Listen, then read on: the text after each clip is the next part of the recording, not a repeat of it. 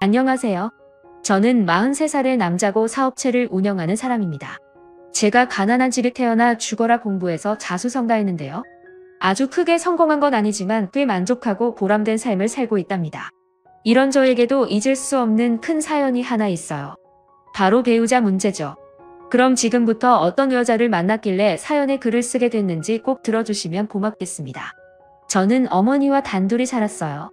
제가 2살 무렵에 다른 여자와 바람이 난 아버지와 이혼하셔서 어머니가 아버지 몫까지 하면서 저를 키우셨죠. 어머니는 파출부와 건물 청소부로 일하셨는데 매일 몸에 파스가 붙여져 있었답니다. 어머니가 안쓰럽기도 하고 가난을 벗어나고 싶은 마음에 어렸을 적 제가 할 수 있는 건 오로지 공부뿐이었어요. 성공할 수 있는 길이 공부뿐인 줄 알았으니 죽어라 공부만 했답니다. 그 결과 서울에 있는 최고로 좋은 명문대학에 들어가게 됐죠. 꿈만 같은 순간이기도 했지만 이제부터 진짜 시작이라는 마음가짐을 가지고 학창시절 때보다 더 많이 공부했습니다.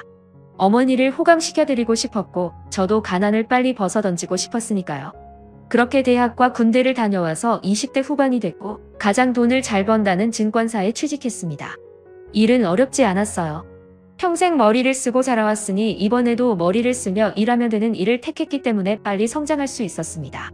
그래서 20대 끝자락에 연봉 1억이 넘어가게 됐고 30대엔 2억, 3억으로 오르다가 40 무렵에는 연봉이 5억이 넘어갔답니다. 앞만 보고 열심히 달린 결과 아주 많은 돈을 벌어서 어머니한테 좋은 집 한 채 해드렸고 노후 자금까지 모두 마련해드렸습니다. 저도 전세 아파트와 좋은 차를 몰며 지냈죠. 일은 손에 완전히 익어서 업무 스트레스는 거의 없었답니다. 하지만 너무 앞만 보고 달려와서 그런지 다른 것들을 제대로 채우지 못했어요. 친구도 거의 없었고 사귀어 본 여자도 40이 되도록 단랑 한 명뿐이었습니다. 저희 어머니는 호강시켜줘서 고맙긴 하지만 제가 장가가는 걸 보여줘야 진정한 효도라며 결혼을 재촉하셨어요. 멀쩡하게 잘난 아들을 낳았는데 부록이 되도록 혼자인 걸 보니 마음이 아프다며 얼른 좋은 사람을 만나길 바라셨습니다. 사실 저도 결혼하고 싶은 마음이 굴뚝 같아서 좋은 인연이 찾아오길 기다렸답니다. 하지만 공부와 일만 했던 제가 여자를 만날 길이 없었어요. 그런데 증권사 여자 동료 하나가 저에게 소개팅을 제안했습니다. 명문대 나와 대기업을 다니다가 지금은 몸이 조금 안 좋아서 쉬고 있는 여자라고 했는데 한번 만나보면 어떻겠냐고 묻더라고요. 그 말을 듣자 긴장되더라고요. 아주 오랜만에 여자를 만나게 됐으니 그럴만도 했죠. 여하튼 제가 외모는 크게 볼 게 없었지만 성실함과 능력이 있으니 자신감을 가지고 소개팅 자리에 나갔어요. 이윽고 매우 눈부시게 아름다운 미모의 여인을 만나게 됐는데 그때 첫눈에 반하는 것이 무슨 말인지 알게 됐습니다. 어찌나 예쁘던지 제 심장이 하도 뛰어서 밖으로 튀어나오는 줄 알았답니다. 저는 흥분해서 오버하지 않으려고 평정심을 가지고 대화를 나눴어요. 미모만 출중하고 성격과 됨됨이가 되먹지 못한 여자일 수도 있으니까 말이죠. 그런데 1시간 넘게 대화를 나눠봤는데 소박하고 털털하게 느껴졌고 제 말에 귀 기울여주는 모습에 호감이 갔답니다. 나이도 궁합도 보지 않아도 된다는 4살 연하여서 운명의 짝이 아닐까 하는 생각을 하게 됐죠. 그래서 애프터 신청을 하게 됐는데 소개팅 여가 아주 달갑게 받아줬어요. 그쪽도 저를 마음에 들어한다며 인연이 되길 바란 모양이었나 봅니다. 그리하여 저와 미모의 여인은 사귀기 시작했고 10개월가량 연애를 했습니다. 그 기간 동안 한 번도 여자친구에게 실망한 적이 없었어요. 가끔 저희 어머니를 같이 찾아뵙기도 했는데 얼마나 살갑게 잘 대해주던지 어머니가 며느리로 딱이라며 아주 좋아하셨습니다. 그래서 41살이 되던 해에 프로포즈를 하게 됐는데 여자친구가 기쁘게 받아주면서 백년가약을 맺게 됐답니다. 양가 부모님을 모시고 상견례를 치른 날은 웃음으로 시작해서 웃음으로 끝이 났어요. 모든 대화가 잘 풀렸고 작은 갈등 하나 생기지 않았답니다. 그래서 얼마 뒤 결혼식을 올리고 신혼여행을 다녀왔어요. 아직 아내와 결혼한 게 실감이 나지 않는데 한 집에 살며 한 침대를 써보니 그제야 저도 어여쁜 아내와 결혼했구나 하는 행복감에 젖게 됐네요. 신혼 첫 달은 어떤 말도 필요 없을 만큼 무진장 행복했습니다. 그런데 걱정 하나가 생겼어요.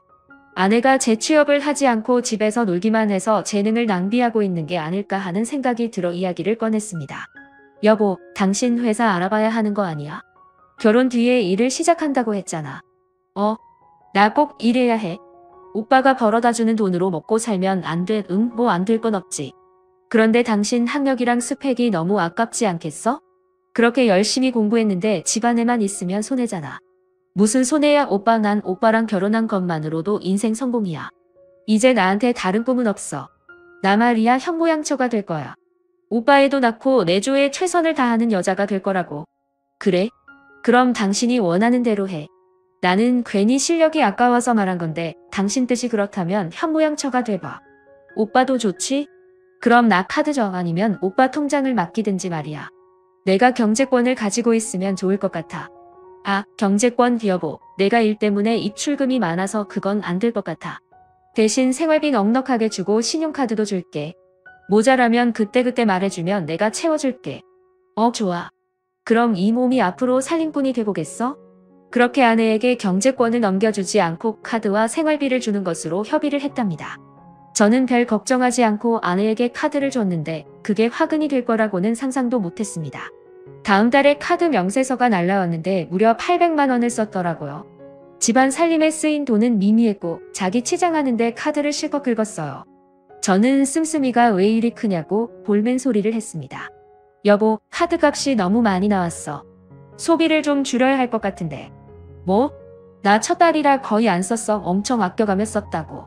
800만 원이 나왔는데 아껴 썼다고? 응. 그 정도면 껌값이잖아. 1000만 원도 안 썼는데 왜 난리야. 저와 아내는 여기서부터 부딪히기 시작했습니다. 제가 한 달에 800만 원은 너무 과하다고 설명하며 한 달에 300만 원으로 줄이라고 설득했어요. 하지만 아내는 300만 원을 누구 코에 붙이냐며 씀씀이를 줄이지 않겠다고 했답니다. 제가 능력이 되긴 하지만 이렇게 낭비하며 살아본 적이 없어서 이해를 못했는데 아내는 그 정도 소비는 당연한 거라며 도리어 저에게 가르치는 말을 늘어놨답니다. 오빠, 돈도 잘 벌면서 왜 나더러 아껴 쓰라는 거야? 우리 부부야. 나 오빠 마누라라고. 내가 돈 쓰는 게 아까우면 결혼하지 말았어야지. 오빠 이렇게 치사한 사람이었어? 아니, 내 말은 아깝다는 게 아니라 소비가 너무 심하다는 거지. 조금만 줄이자. 여보, 그럼 한 달에 500만 원만 쓰면 안 될까? 우리 나중에 애기도 낳고 키우려면 조금 아끼면 좋잖아. 그래, 알았어. 빈정상하긴 하지만 오빠가 그렇게 말하니 내가 뭘 어쩌겠어. 아내는 기분 나빠하며 소비를 조금 줄이기로 했지만 달라지는 건 없었어요. 오히려 씀씀이가 더 커져서 미치겠더라고요. 아내에게 준 카드 한도가 1000만 원이었는데 백화점에 다녀온 아내가 한도를 올려달라고 요구했답니다. 저는 당연히 안 된다고 잘라 말했고 지금 쓰는 카드도 한도를 줄이겠다고 통보했어요. 아무리 제가 돈을 잘 벌어도 이런 식이면 돈을 어떻게 모으겠냐고 하면서 제발 소비를 줄여달라고 말했답니다. 그러자 아내는 퉁명스럽게 알겠다고 대답하더니 한동안 카드를 쓰지 않았습니다. 제가 싫은 소리를 몇 번 했지만 이렇게라도 소비가 줄어드니 다행이라는 생각이었죠. 그런데 얼마 뒤에 아내가 카드 한도만큼 쇼핑을 하더니 현금 서비스로 1000만 원을 더 썼더군요. 결혼 전 소박한 모습은 제 완벽한 착각이었습니다. 아내에게 카드 명세서를 보여주며 왜 이렇게 썼냐고 했더니 도리어 저에게 윽박질렀어요. 당신이 한 달에 5천만 원을 버는데 그깟 1600만 원 썼다고 이 난리를 쳐. 나 정도 되는 여자랑 결혼했으면 대가를 치려 하는 게 기본 아니야? 뭐? 당신 같은 여자? 당신이 어떤 여자인데? 그걸 내 입으로 말해야 해. 내 앞에 줄 서는 남자가 한둘이었는 줄 알아? 돈 많은 남자가 한 번만 만나달라고 하는 걸 다 뿌리치고 당신과 결혼했다고. 그럼 나 같은 여자랑 결혼했으면 고마운 줄 알고 떠받들어 살아야 하는 거 아니야. 그래, 고맙다. 예쁘고 잘난 내가 나랑 결혼해줘서 아주 고맙다. 그런데 이런 식으로는 못 살아. 난 가난하게 성장해서 그런지 이렇게 돈을 흥청망청 쓰면서 살 수 없다고. 카드 내놔. 앞으로는 내가 주는 생활비 외에 한 푼도 줄 수 없어. 이런 식으로 나오겠다? 그래, 좋아. 당신 후회하게 만들어주겠어. 아내는 저를 쏘아보며 카드를 돌려줬고 그날 이후로 저와 대화를 한마디도 하지 않았답니다. 저는 아내의 버릇을 고쳐주려고 똑같이 말하지 않고 각방을 쓰면서 지냈어요. 그런데 보름쯤 지나자 아내가 거실 소파에서 자고 있는 저를 유혹하더군요. 오빠, 우리 오랜만에 뜨거운 밤 보낼까? 나 없이 혼자 자는 거 힘들지 않았어? 아니, 혼자 자는 거 많이 외로웠지. 사실 참기 힘들었어. 여보 고마워. 그럼 우리 침대로 갈까? 응. 그런데 오빠 카드 좀 주라. 나 사고 싶은 거 있는데 못 사고 있으니까 손이 근질근질해. 아내는 유혹하는 대가로 카드를 달라고 하더군요. 그러자 저는 어이가 없어서 이렇게 말했습니다. 그러니까 당신은 지금 카드 돌려받으려고 날 유혹한 거야? 진짜 가지가지 한다. 뭐? 난 당신이랑 화해하려고 이러는데 그깟 카드 달라고 했다고 날 이상한 여자 취급을 해. 됐어. 안 하면 될 거 아니야. 그렇게 아내는 다시 방으로 들어갔습니다. 저는 아내의 버릇을 고치려고 매일 밤마다 허벅지를 꼬집어가며 안방으로 가고 싶은 걸 참았답니다. 그런데 저도 어쩔 수 없는 남자였나 봅니다. 얼마 뒤 외로운 밤을 참지 못하고 안방으로 들어가 아내의 옆에 누웠어요. 아내도 그동안 저를 기다렸는지 아무 말 없이 저를 받아줬죠. 저희는 그날 밤 한숨도 자지 않고 사랑을 나눴답니다. 그리고 나서 아내는 저에게 돈을 요구하더군요. 오빠, 좋았지? 그럼 나 용돈 좀 주라. 1,000만 원만 주면 안 돼. 명품백 하나 사줘. 뭐 너 지금 잠자리 했다고 돈 달라는 거야. 내가 무슨 술집 여자야? 술집 여자? 이 인간이 정말이야. 마누라가 남편한테 백 하나 사달라고 했다고 술집 여자 취급하냐? 에이씨, 됐다 됐어. 너같이 모두 없고 눈치 없는 놈이랑은 한방 쓰기 싫어. 당장. 제가 말이 허다와 상처를 주긴 했지만 아내가 한 행동이 어이가 없는 건 맞지 않나요? 카드를 받으려고 잠자리를 유혹하지 않나. 잠자리를 하고 난 후 돈을 달라 하지 않나. 아휴, 아내가 이런 여자인 걸 왜 진작에 몰라봤는지 한이 됐답니다. 여하튼 아내와 티격태격 싸우다가 결국 타협점을 찾았어요. 제가 능력이 아주 없는 게 아니기 때문에 카드 한도 500만 원을 맞춰 쓰라고 했고 생활비도 똑같이 넉넉하게 주기로 했습니다. 그런데 아내는 한 달 만에 현금 서비스를 여러 차례 받아 사치를 부리더군요. 제발 그러지 말라고 귀에 딱지가 않도록 말했지만 도통 사치가 줄어들지 않았습니다. 결혼한 지 6달 만에 아내가 쓴 돈이 수천만 원이 넘었죠. 그래도 어쩌겠어요. 제가 택한 여자고 평생 함께 살 동반자였으니 한 걸음 물러나 꼭 참기로 했답니다. 그렇게 6달이 더 지나 결혼 1주년이 되자 또 다른 문제가 생겼어요. 제가 다니는 회사에서 직원을 대폭 축소하겠다고 발표를 했어요. 회사를 이사한다며 같이 이끌고 나갈 직원만 데려가겠다는 거였죠. 그래서 저는 구조조정으로 퇴직을 앞두게 됐어요. 아내에게 미리 말을 해둔 터라 마음의 준비를 하고 있을 줄 알았습니다. 그리고 아내는 제가 생각했던 것 이상의 결단을 내렸어요. 퇴사한 날 집으로 돌아갔더니 저에게 줄 게 있다면서 소파에 앉아보라고 하더군요. 난 돈 못 버는 남자랑은 절대 못 살지. 자, 이혼 서류야. 당신 능력이 특출났으면 구조조정을 당하겠어? 도장 찍어 위자료는 30% 줘. 소송해도 똑같은 결과일 거니까 쉽게 가자.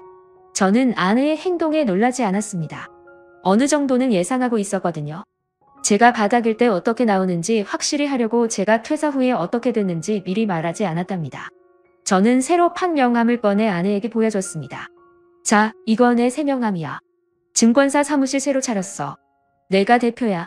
같이 일하던 능력 있는 후배들 데리고 와서 벌써 자리 잡았지. 뭐? 오빠 그럼 회사 잘린 게 아무런 타격이 없는 거네? 타격. 내가 사무실을 차리니까 훨씬 사정이 좋아졌다.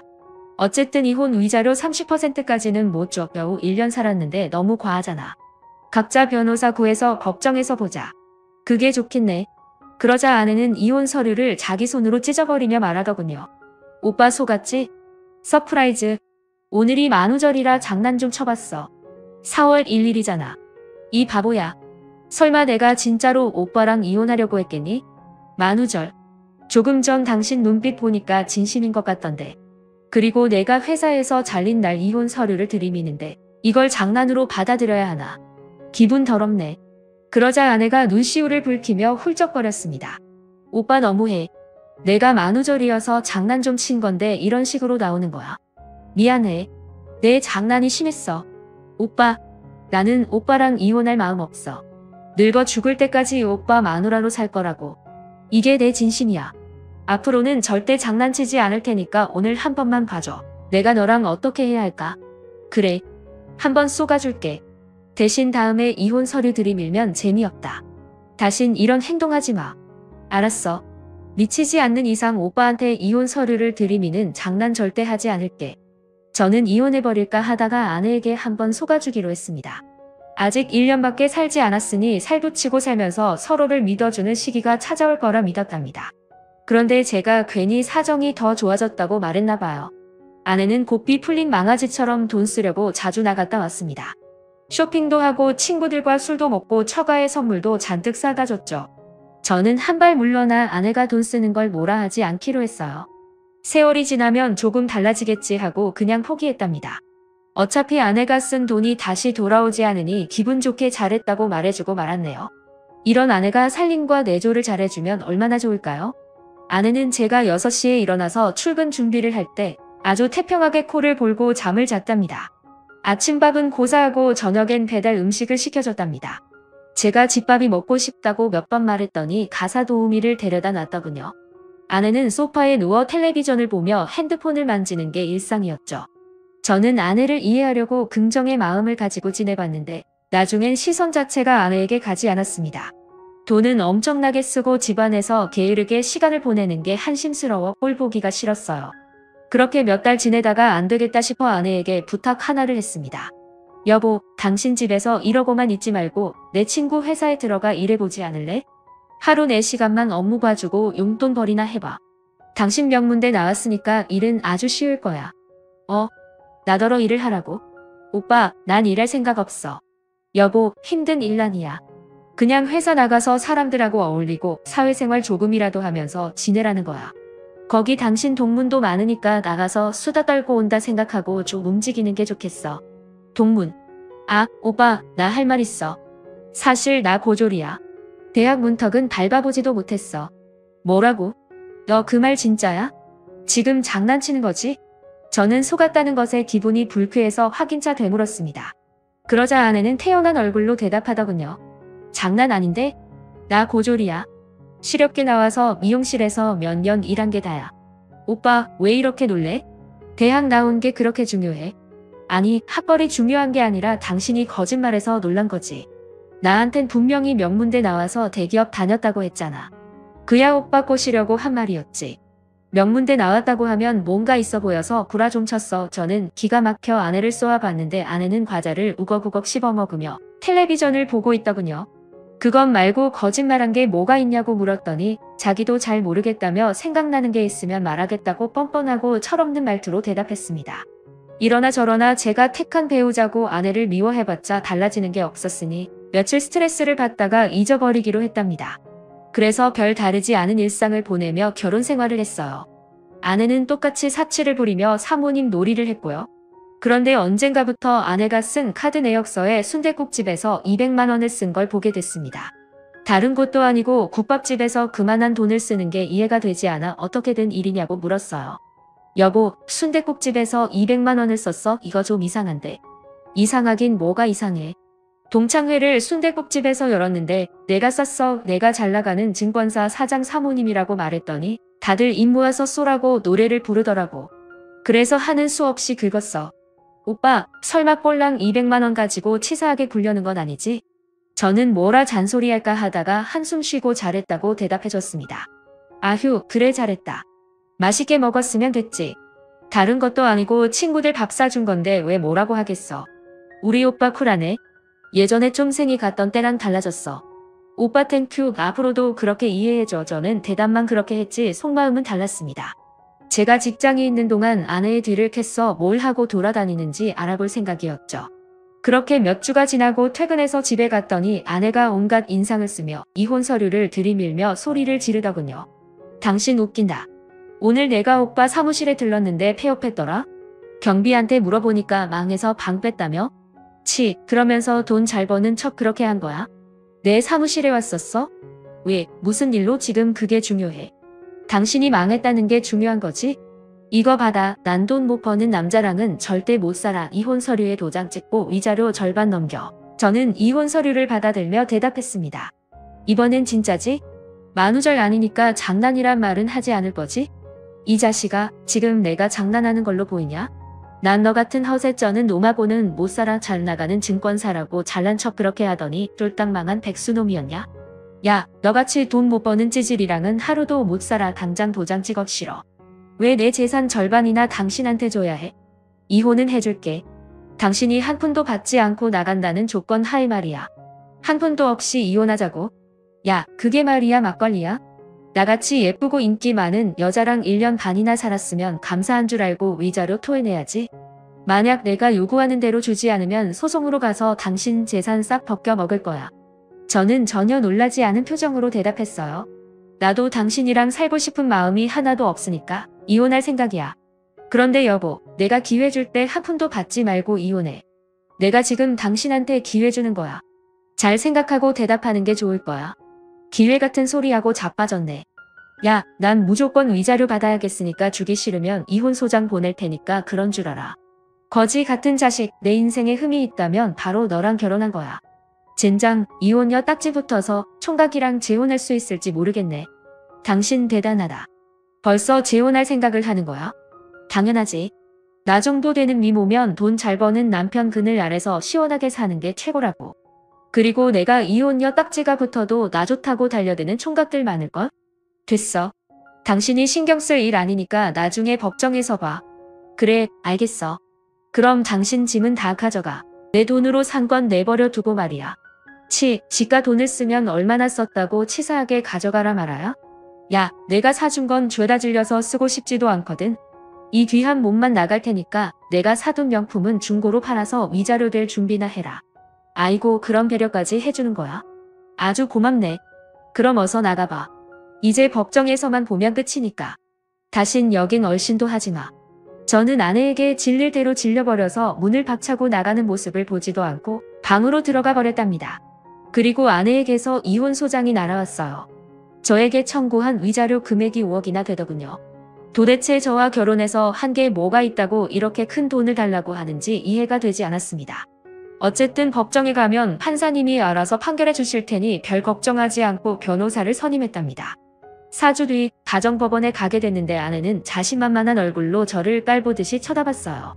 당신, 나랑 합의 이혼 안 한 걸 후회하게 해줄게. 뽑아먹을 수 있는 건 죄다 뽑아먹어 주겠어. 아이고, 무서워라. 여보, 나야말로 당신한테 참교육해 줄 거야. 당신이 나 몰래 무슨 짓 했는지 다 알고 있으니까 기대하라고. 제 말에 아내의 얼굴이 하얗게 질렸습니다. 나에 대해 다 알고 있다고? 내가 뭘 잘못했는데? 없지? 괜히 큰 소리 치는 거지? 알아서 생각해. 야, 그만 입 다물어라. 재판 시작한다. 이륙고 판사님이 아내의 소장을 읽어보더니 진짜 이혼을 원하냐고 물었어요. 아내는 활짝 웃으며 당연히 그러고 싶다고 대답했죠. 이어서 제 변호사가 여러 문서와 사진을 제출하자 판사님이 보시고 화들짝 놀랐습니다. 사실은 제가 순댓국집에서 200만 원을 쓴 게 이상해서 심부름센터의 직원을 고용해 아내의 뒤를 캐봤는데 아내는 제 카드로 바람을 피우고 있었습니다. 순댓국집에서 200만 원을 긁고 현금 170만 원을 받는 카드 깡을 한 거였죠. 이런 식으로 여러 곳에 카드를 긁어들며 현금을 받고 상간남에게 온갖 선물을 사줬던 것 같아요. 아내가 목돈을 받아갔는데 그 돈으로 상간남에게 차를 한 대 뽑아줬답니다. 제가 고용한 심부름센터 직원은 아내를 일주일 동안 감시하며 바람 피운 사진과 카드깡 하는 모습, 그리고 상간남 앞에서 제가 호구라는 욕을 하는 영상까지 남겨줬어요. 제 변호사가 제출한 것들을 판사님도 보고 아내도 봤죠. 그러자 아내는 하야못해 누렇게 얼굴이 질려버렸습니다. 아내는 태도를 바꾸며 말하더라고요. 판사님, 생각해보니까 제가 실수한 것 같습니다. 제가 호불호가 많아서 그런지 아내는 아내의 얼굴이 누렇게 질렸어요.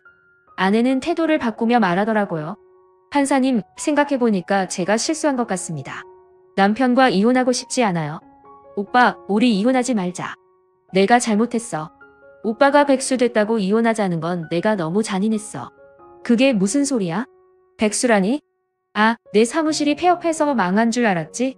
그런데 어쩌냐? 일이 너무 잘 풀려서 사무실을 강남으로 옮겼어. 아무래도 고객층이 강남 사람들이 많아서 그리로 크게 확장했단 말이야. 직원도 20명이 넘는다고. 여보, 이거 받아. 내 새로운 명함이야. 저는 14K 금으로 뽑은 명함 한 장을 선물로 건네줬습니다. 그리고 작은 목소리로 말해줬어요. 여보, 당신 끝났어. 내가 한 짓 난 다 알고 있어. 이제부터 처절하게 밑바닥 기게 해주지. 오빠, 나 한 번만 용서해주면 안 돼. 내가 잘못했어. 그리고 그 남자는 그냥 지나가는 바람일 뿐이야. 얼마 전에 정리했다고. 내가 알기로는 오늘도 그 자식 집에서 나왔다던데? 여보, 애쓰지 마. 당신 끝났어. 저희 부부가 대화를 속닥거리자 판사님이 큰 소리로 이혼을 할 거냐고 묻더군요. 그래서 저는 당연히 그렇게 하겠다고 대답했습니다. 결국 유책 배우자는 아내가 됐어요. 불륜과 부양 의무 불이행, 사치로 인한 갈등 조장 등으로 어깨가 아픈 것을 알게 됐어요. 사치로 인한 갈등 조장 등으로 억대의 위자료를 지급하라고 하셨죠. 저는 웃으며 법정에서 나오는데 아내는 다급하게 똥 마려운 강아지 마냥 저에게 달려오더군요. 오빠, 이러지 마. 나한테 그 많은 돈이 어디 있겠어? 그 많은 위자료를 어떻게 갚겠어? 어라? 당신 태도가 왜 이래? 내가 그때 말했잖아. 위자료 한 푼 받지 않고 이혼 도장 찍으라고 말이야. 그때 분명히 기회 줬는데 당신이 거절했잖아. 그래서 여기까지 왔다고. 오빠, 나 한 번만 봐줘. 우리 이혼 번복하고 다시 같이 살자. 내가 한 번 바람 피웠으니까 오빠도 한 번 피우고 와. 그럼 똑같아지니까 같이 살면 되잖아. 뭐? 진짜 상상도 못할 말을 하는구나. 벼랑 끝에 매달리니까 별소리를 다 하네. 야, 벌써 너랑 나랑은 이혼 판결 받았어. 번복 같은 거 못해. 그러니까 조용히 꺼져.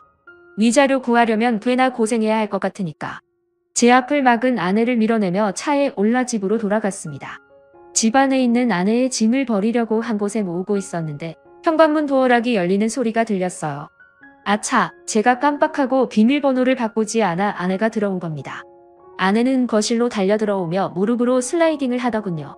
그리고 제 앞에 정체하고 무릎을 꿇은 채 두 손을 싹싹 빌기 시작했습니다. 오빠, 내가 잘못했어. 이혼 번복하자는 말은 안 할 테니까 위자료만 어떻게 좀 해줘. 나한테 그런 돈이 어디 있겠어. 오빠도 알잖아. 우리 친정 형편이 별로 좋지 않다는 거 말이야. 게다가 나 고졸에 직업도 없어. 그 돈 갚으려면 대출 받고 10년은 일해서 갚아야 한다고. 그럼 그렇게 해. 어떻게든 갚을 방법이 있잖아. 이제 그건 너 문제지 내 문제가 아니야. 아내는 여전히 두 손을 싹싹 빌면서 위자료를 갚기 어렵다고 말했습니다. 오빠, 그럼 이렇게 하자. 오빠한테 잠자리 제공해줄게. 다른 여자랑 연애하면서도 나랑 자고 싶을 때마다 한 침대 쓰면서 보내면 좋잖아. 오빠도 솔직히 내 미모에 반한 거잖아. 1년 동안 오빠가 원할 때마다 같이 자줄 테니까 위자료는 없던 걸로 해줘. 지금 당신 그걸 말이라고 하는 거야. 너 정말 걸레년이었구나. 어떻게 이런 순간에도 잠자리로 넘어갈 생각을 하냐. 야, 난 내 얼굴만 봐도 역겨워서 살도 맞대기 싫어. 헛소리 그만 짓거리고 꺼져. 아 진짜 오빠 1억이야? 나 좀 봐달라고. 해달라는 건 다 해준다잖아. 1년 동안 잠자리 해주는 게 부족하면 2년, 아니 3년 동안 해줄게. 이 미친 또라이야, 싫다고. 너 같은 걸레년이랑은 살도 맞대고 싶지 않단 말이야. 당장 내 눈앞에서 사라져. 그러자 아내는 제발 살려달라고 애원했습니다. 자기는 가진 게 하나도 없으니 위자료를 받은 셈치고 뭐라도 하겠다고 말했습니다. 하지만 저는 돈 말고는 아무것도 받지 않겠다고 확실하게 대답했습니다. 이에 아내는 울며불며 사정을 하고 제 집에서 버티고 있더군요. 아무리 나가라고 소리쳐봐야 소용이 없어서 경찰을 부르고 말았습니다. 자초지종을 설명하고 제 집에서 내보내달라고 했죠. 그래서 아내는 경찰들 손에 쫓겨나게 됐고 그리고 상간남에게 손해배상 청구를 했어요. 누군진 몰라도 아내와 똑같은 놈이었으니 바로 소장을 써서 날려버렸죠. 상간남은 제 아내가 유부녀인 줄 모르고 만났다고 했지만 카톡 대화 중에 제 이야기가 오간 걸 들켜버려서 제가 요구한 손해배상을 모두 지급해야만 했답니다. 그래서 아내는 그 손해배상 청구를 했고 제 이야기가 오간 걸 들켜버려서 제가 요구한 손해배상을 모두 지급해야만 했답니다. 상간남은 그렇게 위자료를 물고 아내와 헤어지고 떠났답니다. 몇 달이 지나도 아내의 위자료가 입금되지 않길래 변호사를 통해 내용 증명서를 보냈어요. 위자료를 당장 내놓지 않으면 교도소 감치 명령을 내리겠다고 경고의 글을 적어서 말이죠. 그랬더니 일주일 만에 제가 요구한 위자료가 모두 입금됐습니다. 아내는 돈이 없어 사채를 써서 위자료를 갚았다네요. 그리고 공장에 취직해서 월급을 차압당하며 빚을 감당하고 있다는 소식을 마지막으로 들었습니다. 이후 저는 증권사를 잘 운영하며 조용히 지내다가 여자를 소개받게 됐어요. 빛나는 미모는 아니지만 마음이 아주 많이 빛나는 사람이었죠. 또 명문대 출신의 대기업에 다니고 있는 사람이었답니다. 저는 그 여인과 1년의 연애 뒤 재혼에 성공했습니다. 아내는 결혼 뒤에도 일을 그만두지 않았어요. 사람은 일을 하며 살아야 한다며 매일 최선을 다해 하루를 보냈답니다. 그런 저희 부부에게 아이가 생기게 됐죠. 제 나이 43살인 올해 초에 아내가 임신을 했다며 초음파 사진을 보여줬답니다. 사실 저와 아내 둘 다 나이가 40대라서 이세는 크게 기대하지 않고 있었는데 이렇게 아이가 생겼다는 소식을 듣게 되자 눈물이 터져나올 정도로 감격했습니다. 여보 수고했고 고마워 그리고 사랑해. 당신을 더 빨리 만났더라면 얼마나 좋았을까? 수고는 무슨 애는 뭐 나 혼자 만들었나. 나도 자기랑 더 빨리 만났으면 어땠을까 하는 생각을 해. 그런데 과거는 뭐하러 생각해? 우리 둘이 이렇게 달콤하게 잘 사는데 말이야. 우리 꼬물이 태어나면 더 행복할 거야. 우리 꼬물이 태어나면 더 행복하게 살자. 알았지? 임신 중인 아내를 위해 퇴근하면 항상 집으로 달려갔어요. 배가 불러올 때까지 매일 아침과 저녁 시간을 함께 보냈답니다. 그런데 얼마 뒤 저희 사무실에 거물급 고객이 한 분 찾아왔어요. 인터넷 신문에 실릴 정도로 크게 성공한 사업가였는데 저에게 수백억을 예치하고 싶다며 찾아왔습니다. 제 회사가 몇 배로 클 수 있는 기회였죠. 그래서 저희 사무실 직원들이 모두 기립해서 그 고객을 맞이하며 감사 인사를 전했습니다. 특히 저는 그 고객을 잃지 않으려고 제 능력을 증명해줄 문서를 꺼내 보여드렸답니다. 고객은 만족하며 저에게 큰 돈을 예치하겠다고 말씀하셨고 술 한잔하고 싶다고 하셨어요. 박 대표가 대단한 증권사인 건 진작부터 알고 있었지. 우리 이러지 말고 거하게 한잔하러 나갈까? 네, 회장님 제가 좋은 곳으로 모시겠습니다. 최고급 창취하는 곳을 아는데 그리로 모실까요? 아니. 난 그런 데 말고 다른 데 가고 싶네. 그 있잖아. 그 룸으로 시작하는 술집 말이야. 아, 룸사롱이요? 그런데 제가 결혼한 남자라 아내가 임신 중이기도 하고요. 그런 술집은 제가 한 번도 가보지 않아 조금 어렵겠는데요. 뭐야? 박 대표 그런 순둥이였어? 그리고 내가 수백억을 예치하겠다는데 룸사롱 대접 한 번 못하겠다는 건가? 저는 아내에게 미안해서 한 번 거절했지만 엄청난 거금이 회사에 들어오는 거라 포기하는 게 쉽지 않았습니다. 그래서 고객을 모시고 룸사롱으로 향했답니다. 처음 지하에 있는 술집에 들어가 웨이터의 안내를 받고 가장 큰 방으로 들어갔어요. 저는 양주와 안주를 주문했죠. 이윽고 여종업원 둘이 저희 룸으로 들어왔는데 미모의 여자들이었어요. 나이가 좀 있어 보이긴 했지만 고객이 마음에 들어하는 것 같아서 다행이었죠. 그런데 제 옆에 앉은 종업원의 얼굴을 자세히 보니 제가 잘 아는 사람이었습니다. 바로 제 전처였답니다. 무슨 이유로 여기에 온지는 모르겠지만 지금 상황이 많이 난감하고 당황스러웠어요. 전처는 제 고객 앞이라 그런지 처음 보는 척하며 행동하더군요. 술을 연거품 마시고 조금 취하자 고객이 화장실에 가겠다며 룸에서 나갔습니다. 그러자 전처가 담배를 꼬나물며 말하더군요. 오빠 오랜만이네. 그런데 오빠도 이런 데와. 얌전한 줄 알았더니 반란 까진 놈이었구나. 입 닫아라. 고객 때문에 어쩔 수 없이 온 거거든. 그렇다 치자. 그런데 오빠 결혼했나봐. 아까 핸드폰 배경화면 보니까 못생긴 여자 사진으로 돼 있더라. 나랑 헤어지니까 알겠지? 오빠 분수에 맞는 여자는 그 정도밖에 안 된다는 걸 말이야. 닥쳐라. 너랑 비교도 할 수 없을 훌륭한 여자니까. 그리고 넌 할 일이 없어서 술집에서 일하냐? 아주 가관이다. 막장 쓰레기 밑바닥 인생 살고 있는 게 놀랍진 않지만 그래도 이 정도일 줄은 몰랐거든. 이게 다 누구 때문인데? 오빠한테 위자료 갚느라 사채 쓴 거 몰라? 사채업자들이 날마다 돈 달라고 들들 볶아대는데 갚을 길이 없었다고. 그러게 내 인생 망치지 않게 날 봐줬으면 됐잖아. 내가 술집에서 일하는 게 내 탓이라는 거냐? 아니지. 넌 할 줄 아는 일이 남자 꼬시고 폴리는 일밖에 못하잖아.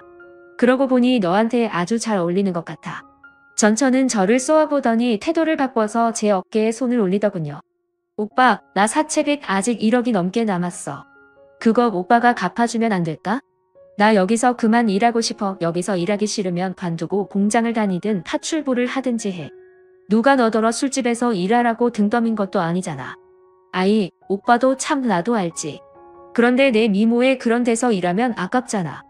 남자들이 내 얼굴 보면 침부터 흘리니까. 조금 더 편하고 많이 벌려고 이 일 하게 된 거라고. 오빠, 내 빚 갚아주지 않을래? 대신 1년 동안 오빠 오피스 와이프 돼줄게. 뭐라고? 이혼할 때 잠자리로 위자료 대신하겠다더니 이번엔 오피스 와이프가 돼줄 테니 돈을 갚아달라고? 너 진짜 구제불능한 쓰레기 걸레년이구나. 내가 어쩌다 너랑 결혼했는지 불과 사이한 일이야. 야, 이 똥 묻은 걸레년아 여기서 나가. 너 또 뭐해? 오빠 1억이야? 나 퇴짜 맞으면 돈 못 받아. 아, 그래? 그럼 웨이터 불러야겠다. 웨이터? 웨이터는 문 앞에서 대기 중이었는지 바로 문을 열고 들어왔습니다. 그래서 바로 제 전처를 데리고 나가라고 소리쳤습니다. 손님한테 돈 뜯어내려고 한다며 당황했지만 손님은 절대 안 뜯어내려고 했다. 그래서 바로 제 전처를 데리고 나가라고 소리쳤습니다. 손님한테 돈 뜯어내려고 한다며 당장 치우라고 했죠. 그러자 전철은 웨이터의 손에 끌려나가면서 말했답니다. 오빠, 그럼 팁이라도 줘. 나 이대로는 억울해서 못 나가. 30분이나 앉아 있었잖아. 아, 팁 정말 가지가지 하는구나. 좋아, 줄게. 가만히 있어봐. 저는 지갑을 꺼내 5만원짜리 한 장을 꺼내줬습니다. 내가 나한테 위자료를 5억 청구했었지? 여기 5만 원 받아. 이것도 아까운데 불쌍해서 주는 거야. 이 더러운 년아 마음대로 욕해. 팁 받았으니까 나가줄게. 오빠, 나중에 생각 바뀌면 나 찾아와. 오피스 와이프 해줄 테니까. 전철은 끝까지 더러운 말만 짓거리고 나가더군요. 이윽고 고객님이 들어와서 술 접대를 하고 무사히 자리를 끝냈습니다. 다음 날 고객이 250억을 저에게 예치해줘서 초대박을 치게 됐죠. 그리고 저는 현재 아내에게 어젯밤 있었던 일을 고백했습니다. 가고 싶지 않았지만 고객과 계약을 하고 싶어 룸사롱에 갔다고 말이죠. 아내는 충분히 이해한다며 아무 일도 없었다면 괜찮다고 말해줬습니다. 그렇게 다시는 전철을 마주치지 않을 줄 알았습니다. 몇 달 뒤에 아내가 예쁘고 귀여운 딸아이를 출산하게 돼 새 식구가 됐고 아주 행복한 삶을 살고 있었어요. 그런데 운명의 장난인지 전철을 또다시 마주치고 말았답니다. 아내가 봉사활동하는 곳에 따라가게 됐는데 거기서 전철을 마주치게 됐어요. 미혼모들이 모여 사는 빌라였는데 거기에 생필품과 먹을 걸 전달해 주러 들어갔습니다. 거의 어린 엄마들이 아기를 안고 있었는데 구석에 흰머리가 많이 난 여자가 보였어요. 바로 전철이었답니다. 그런데 전철의 눈동자를 보니 정신이 나간 것 같았습니다. 저와 눈을 마주치며 말을 하는데 지적장애가 생긴 것처럼 보였어요. 아저씨, 나 배고파. 피자빵 사줘. 저기 먹을 걸 뒀으니 가져다 먹어요. 그래? 고마워 아저씨. 그런데 어디서 많이 본 것 같네. 아저씨, 나 어때대? 그게 무슨 말씀이죠? 나 어떠냐고. 나 데려가서 살 생각 없어? 우리 애기 아빠가 돼주면 내가 매일 밤 즐겁게 해줄게. 정신 나간 상태에서 또 이러는구만. 내 애기한테 부끄러운 소리 하지 말고 좀 변해라. 아저씨, 그냥 가지마. 나 그거 엄청나게 잘해. 나 예쁘지 않아? 저리 가라고. 이 망할려나. 그러자 전철의 애기가 울어서 그 자리에서 벗어날 수 있었습니다. 지금의 아내에게 전철의 사정을 들어봤더니 룸사롱에서 일하다가 임신을 했는데 누구 애기인지 몰라서 아빠를 찾지 못했다네요. 룸사롱에서는 당연히 임산부를 종업원으로 들 수가 없어 쫓아냈고요. 전철은 아이를 출산하고 오갈 데가 없어 지금의 미혼모들이 지내는 빌라에 왔는데 그때부터 정신이 나가 지적장애인이 됐다네요. 저는 아내에게 그 여자가 제 전처라는 말은 하지 않았습니다. 뭐 알려봐야 좋을 게 하나 없으니 그냥 넘어가기로 했죠. 전철은 그렇게 미혼모 가정에서 지내다가 곧 아이를 입양 보내게 됐고 혼자 쉼터에서 지내게 됐답니다. 돈 밝히고 더러운 사생활의 대가를 치른 제 전처 이야기는 여기서 막을 내리게 됐네요. 이 모든 게 소설 같지만 모두 실제 있던 일입니다. 제 복수가 좀 심했나 싶은 생각이 들기는 하지만 모든 건 인과응보라고 확신합니다. 그러니 부디 제 욕은 참아주시고 저희 가정이 잘 살라고 응원해 주시길 바랍니다. 끝까지 들어주셔서 고맙습니다.